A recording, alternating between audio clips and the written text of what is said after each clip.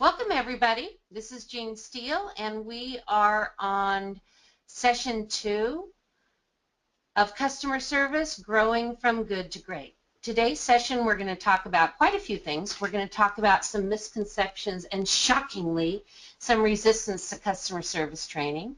We're going to talk about online reputation, things like Yelp and other websites that we can go to and comment positively or negatively.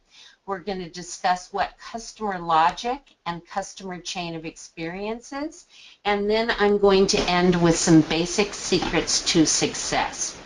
So let's start out talking about some misconceptions about customer service. And it might shock you to know that not everybody is super excited to come to my classes. Now, I can promise you, once they're done, they get happy. But when you think customer service, it's like, ugh. And oftentimes we think we know, and we do know a lot, but I think sometimes we forget.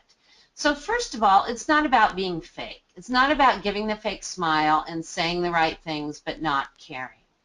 It's way beyond that. And as I said to you last session, if you love what you do, regardless of how great you do it, we're going to love you. My sister used to tell me that some of the nurses that she worked with didn't have the best clinical skills, but they would get letters saying best nurse ever because they would hang in the patient's room at the hospital and they would chit chat and the patients liked them. So it's not about being fake, it's about being genuine with great skills. I don't want you to be phony. I don't want you to say, you know, I've been doing this for 30 years and I can't change now. You're all smart enough to change. And it isn't about being phony. It's about being genuine. You are right. There are some people who are never satisfied, and no matter what you do, they're still going to be unhappy. You can't focus on those, and those people are few and far between. You're right. It won't eliminate the complaints, but I can promise you that it will dramatically reduce the complaints. You don't have time. Yes, you do. I'll argue with you on that. You're all smart enough and you've been doing your jobs long enough that you can be nice and do your job at the same time. Let me give you an interesting example. There was a study done, and what they asked is for physicians or clinicians to go into an exam room. And if they stood and asked the patients questions, looking at the chart, asking questions, the patient was pretty accurate at guesstimating how long the clinician was in there. If the clinician went in and simply sat down, equal eye level, they guesstimated they spent twice as long. So that's a little tip called the illusion of time spent. You might be busy, but giving intimate eye contact and connection will make people feel like you've spent more time with them. Yeah, you might know what to do. And usually when I teach customer service, I start out by saying, look around and think to yourself, you know who should totally be in here. And we tend to think everyone else needs it, not us, but I want to challenge yourself throughout this series for you to make a list of things that you want to do differently. Now, looking at the internet and thinking about your online reputation, 6 out of 10 people check it out before they even go to you. And I will tell you, I'm one of those people. I want to even know what you look like before I go. I want to look at reviews. I want to look at your menu if you're a restaurant. So this is important to understand. And occasionally, interestingly, I think shockingly, I have clients who don't even have a website. And frankly, I would not go to a place that didn't have a website. That's just me. The reason why we need to care is people write and talk. And in fact, the internet gives them a megaphone. So before the internet, yes, there was a life before the internet. We would have a bad experience and maybe go to dinner and tell a few people. Now, before the experience is even over, it can go internationally viral. We can write things immediately, and it can be spread around the world before we know it. So let me give you an example of Comcast. Now, I am assuming Comcast is not going to buy this webinar series, or else they might give me a phone call. But it's a perfect example. Some of you might have heard this or Googled it. And Comcast has a group of people that if you want to get rid of your Comcast, you talk to a retention specialist. So the retention specialist ideally would like to keep you as a customer. So this man was talking to the retention specialist at Comcast, and he was adamant, the employee, wanting to know why the man wanted to get rid of Comcast. The man started recording the call, and he downloaded it or uploaded. I don't know the correct terminology, but anyway, he put it on YouTube, and it went viral. And it was horribly embarrassing for Comcast. They apologized. It was an anomaly, never happened again. Then someone else called, tried to get rid of Comcast. And the man's name was Ricardo Brown. The employee was not great to him. He finally got out of his contract and he received his final bill, and they changed his name from Ricardo Brown to something else.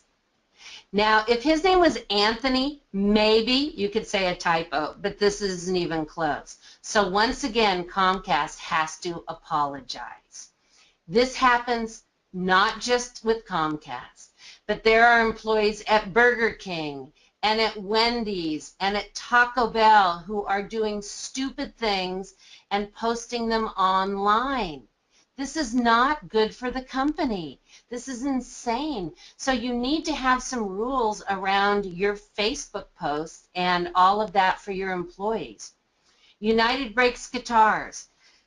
This musician was checking in on United, and he asked if he could bring his guitar on board. They said no, he had to check it.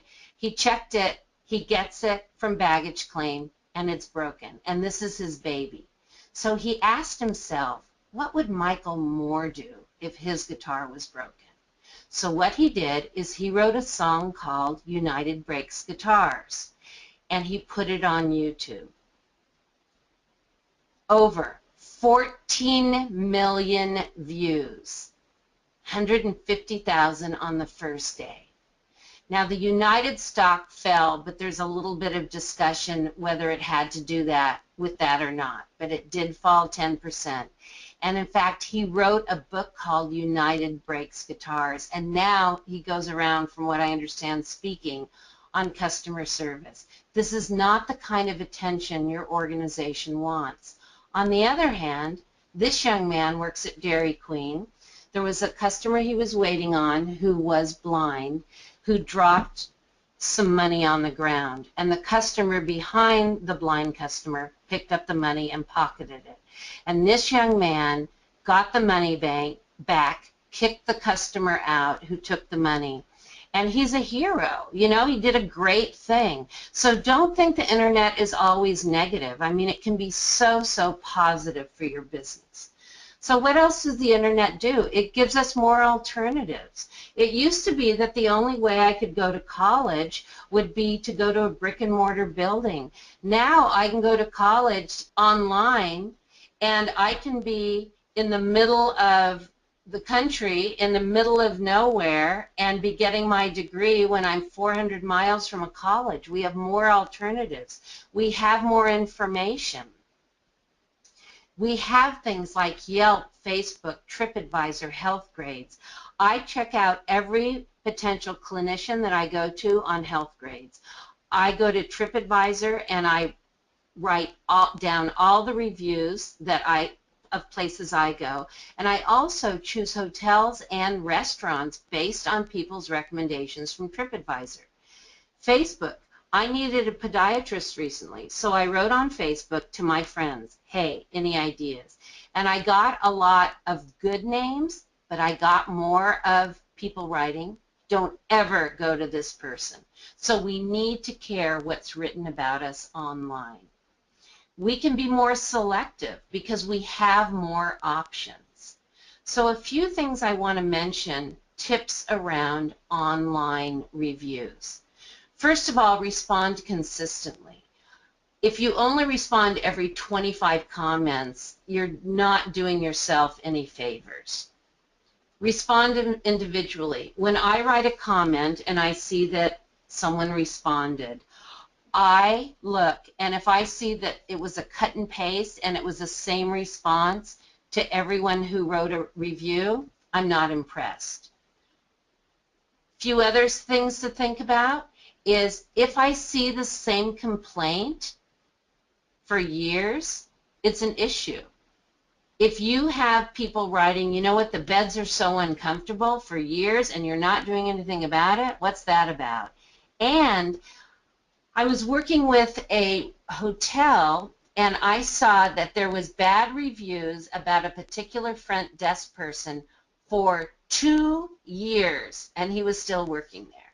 That's crazy. So think about it. I have a positive or negative experience, and let's say I only tell a couple people about it. But if it's a good story worth repeating, and they tell a few people, and then they tell a few people, it can go absolutely viral. And I don't know about you, but this is a perfect cartoon for where I live. It's a very, very small town. And when you live in a small town, you even have to be more careful. And this can be applicable to many of you, but when I teach locally where I live, I show this slide and say, what happens in Vegas stays in Vegas, but what happens here sure as hell gets around fast. So think about this. Does your company policies address personal Facebook posts? What is customer logic? And the cool thing is we're all consumers ourselves, so this is something that we do. We think the people who work at the business are the business. I was working at a hospital and this woman stopped me. She asked if I worked there. I said, yeah, I do. And she said, oh, good. I want to take the bus home. What time does it stop here? And my first thought is, there's a bus. I didn't know that. But I don't say it. And I did say, you know, I'm not sure. I didn't know there was a bus, but let me check. And she said, oh, I thought you said you worked here. Well, I do work there, but I don't know everything that's going on. And many of you work for organizations that you'll get a call in one department and they'll be asking you questions about a total other department, and you're used to it because that's what we do. We find one number in the whole organization and we call and ask you random questions. Here's a few examples of how we are our business. Now, this young woman had an absolute meltdown when her car was towed and she picked it up at the tow yard. The employee said to her, you are being recorded, but she didn't care, and she was really amazingly rude to the employee. So I don't know how, but it ended up online. But what I found interesting and not fair was the headlines that were pretty national didn't just have her name, but they put where she worked before. And guess what? Her meltdown and her car being towed had nothing to do with ESPN. But doesn't it make a better story? Because we don't know who Britt McHenry is, but if we go, oh, she works for ESPN, then all of a sudden it's news. So understand, your bad behavior will have a reputation on your workplace. Here's another example right here. Starting out with the organization. This is major headlines. Another example. It doesn't even have the teacher's name because we don't know the teacher, but we know that someone who works at this school district made a racist comment. Chicago Zoo, another example.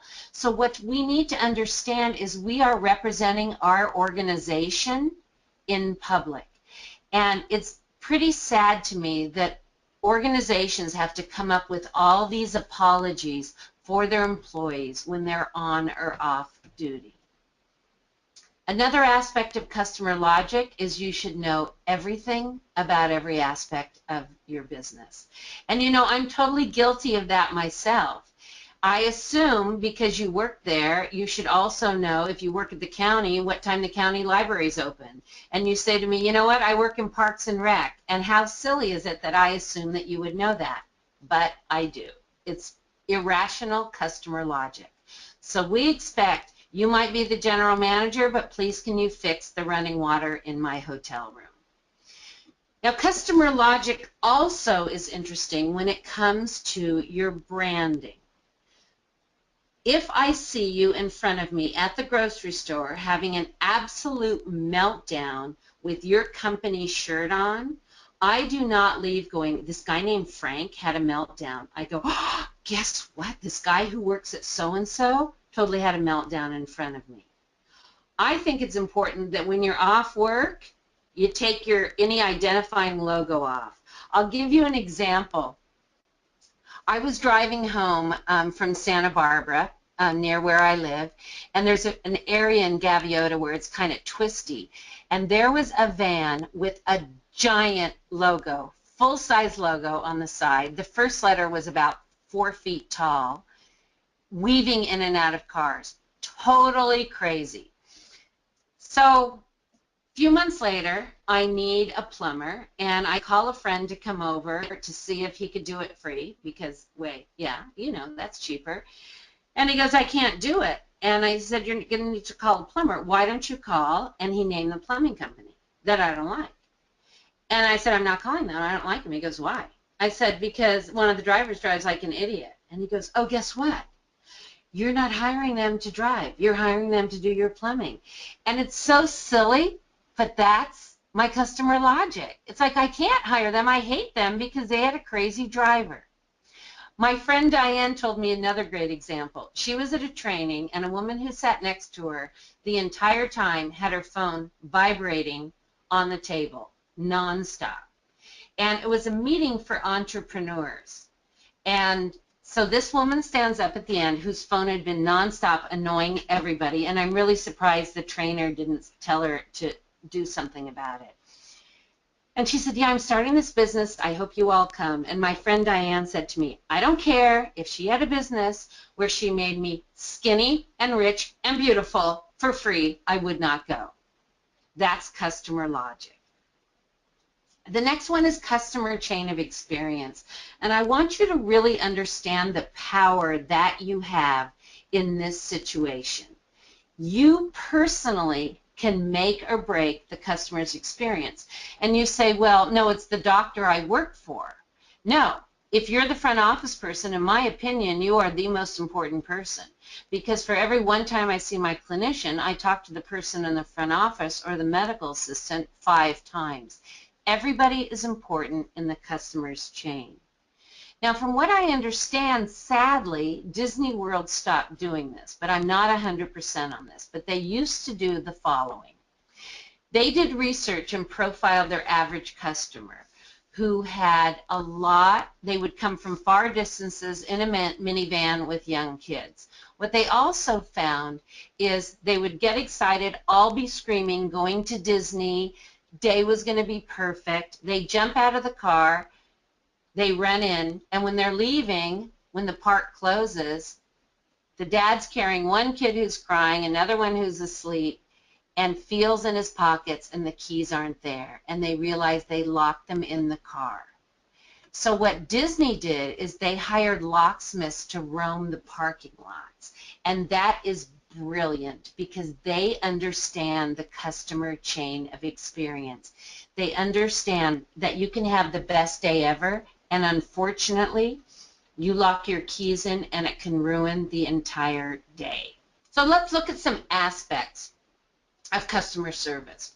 It starts before they even arrive. When I Google you, that's when my chain of experience starts. If I can't find you because the signage is crazy, I'm not enjoying you from the get-go. If I can't find a parking space before I even enter your building, I am frustrated. I'm in a bad mood. And if I park, are you kidding? And I see this, I'm not impressed. I want to be greeted with a smile. I want to walk through the door and feel absolutely welcome. So this is kind of interesting research. So let's say that I go into a building and my initial impression is very negative. But let's say I have to go back. So it isn't something that I can choose. It's someplace that I need to go. What research shows is if I don't like you from the get-go and you're super nice the second time I go in, I still am remembering my first impression and I still don't think you're nice. And I won't actually start to consider that you are a nice person until I have 12 positive service experiences. After 12, I might think, okay, they're nice, which goes to show why the first impression is absolutely critical.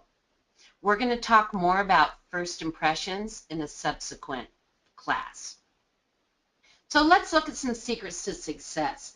Number one, behavioral-based hiring. I hire absolutely based on attitude. I can train you how to do most anything in my business. I hire based on attitude. And think about it. Now, if I was looking for someone who needed to have certain skills and they had to have it before they started, I still will go for the basic skills. Let's say I want someone who's a medical assistant, and I would like a medical assistant and 3 years experience. But I have someone who applies who has more experience and more education than I'm looking for. A lot of times people will salivate over that and go, I'm hiring them. I won't. I will hire once they meet the basic requirements, 100% on attitude. Adopt a craftsman's mindset.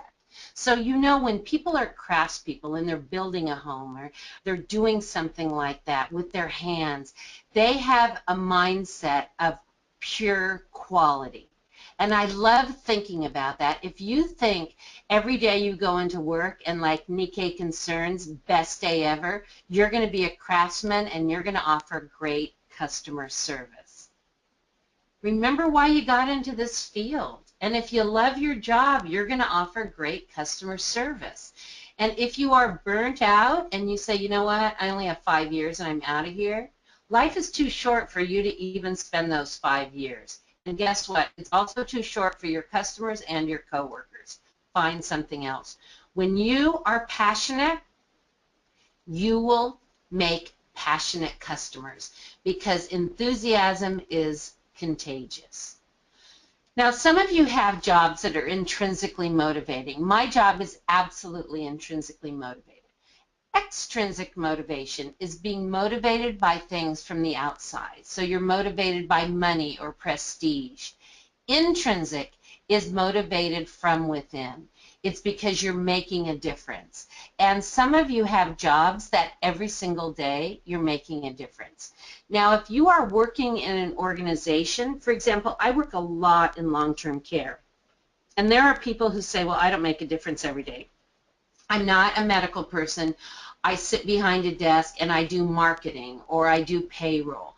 You know what? Then get out of your office and wander around to see firsthand all of the wonderful things that the staff at your organization are doing. And guess what? You are a part of that. Great quote. I can't differentiate at all between my work and personal life because I love what I do so much. And this is a sad but important way to look at it. Whatever your first day of the week is, hating it is a sad way to spend 1/7 of your life. There is always a worse job than yours. So that concludes this portion of the series.